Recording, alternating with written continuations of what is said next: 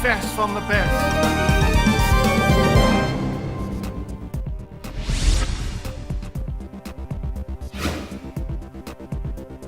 De Veiligheidsdienst Curaçao is bezorgd over de veiligheid van politici als ze meedoen tijdens het aanstaande carnaval.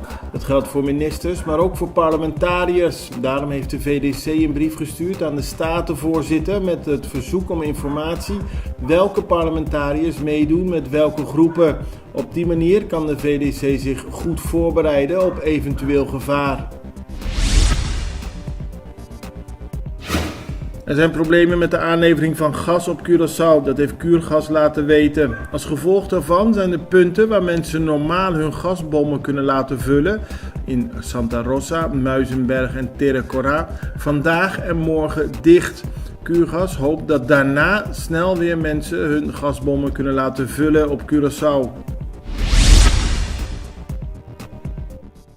Na Colectra, nós toma tempo para servir ora com mais de comunibo. Llámanos centro de cliente na telefone 0800-035 de Jaluna para Viernes voor die setor de mente te com setor de noite para turno serviço nan of patrãozita. Se você transita para Chasabra, também por hora. Por escolher para trabalhar, riba aqualectra.com e aproveitar a mesura, põe o documento na cerca para visita cerca nós, vai mais fácil.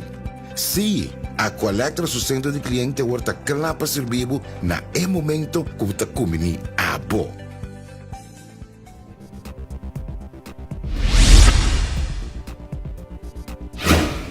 Refineria di Curaçao overweegt te stoppen met de onderhandelingen met de Caribbean Petroleum Refinery over de overname van de raffinaderij. Dat meldt de Extra.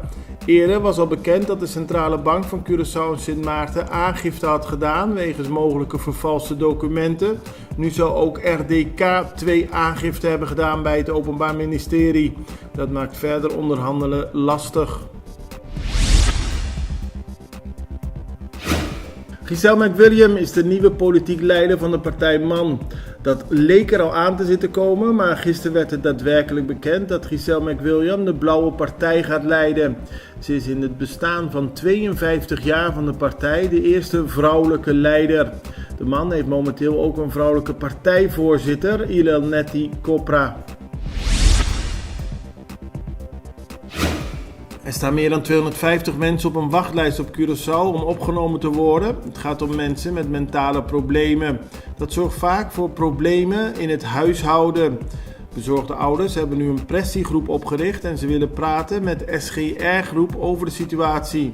Vooral bij oudere ouders is het een probleem als hun kind lang op de wachtlijst staat en ze gewoon nog thuis wonen. Staatssecretaris van Koninkrijksrelaties Alexandra van Huffelen, die afgelopen dagen op Curaçao was in het kader van het koninklijk bezoek, heeft afgelopen zondag de kerkdienst van Santa Maria bezocht. Daarbij waren ook minister van Justitie Shelton Hato en parlementariër Ramon Jung aanwezig. Van Huffelen is momenteel weer naar Sint Maarten samen met het koninklijk echtpaar en prinses Amalia.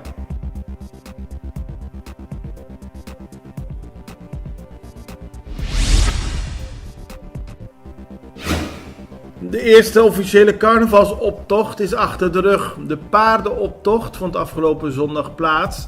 Het was een kleine optocht, maar wel heel sfeervol en kleurrijk. Minister van Onderwijs, Cultuur, Wetenschap en Sport, Sitré van Heijdorn, startte de paardenoptocht door aan het begin van de optocht even zelf op een paard plaats te nemen.